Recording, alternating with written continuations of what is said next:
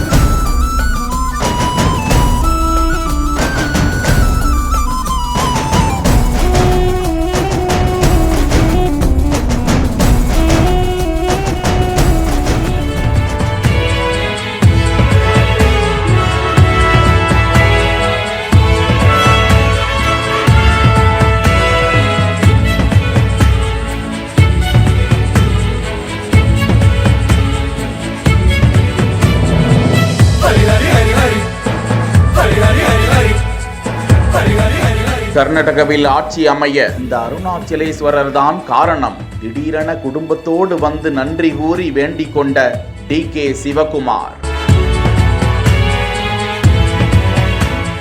உலக புகழ் பெற்ற திருவண்ணாமலை நகரில் உள்ள அருள்மிகு அருணாச்சலேஸ்வரர் திருக்கோவிலில் கர்நாடக மாநில துணை முதலமைச்சர் டி.கே. சிவகுமார் தனது குடும்பத்தோடு வந்து சாமி தரிசனம் செய்த காட்சியை தான் பார்த்து கொண்டிருக்கிறோம். திருக்கோவிலில் உள்ள சம்பந்த விநாயகர், அண்ணாமலையார் உடனாகிய உண்ணாமலை அம்மன் உள்ளிட்ட அனைத்து தெய்வங்களையும் கண்டு ரசித்து மனமாற வேண்டிக் கொள்ள அவர்களுக்கு சிவாச்சாரியார்கள் வேத மந்திரங்கள் முழங்க பிரசாதம் வழங்கினர். இது குறித்து பேசிய டி.கே. சிவகுமார், நடந்து முடிந்த சட்டமன்ற தேர்தல் முடிவுக்கு முன்னதாகவும் இங்கு வந்தேன். அதன் பலனாகவே கர்நாடக மாநிலத்தில் நல்ல அரசு அமைந்ததாக நம்புவதாக தெரிவித்த அவர், அதற்கு நன்றி கூறும் விதமாக தற்போது குடும்பத்தோடு வந்து தரிசனம் செய்ததாக தெரிவித்தார்.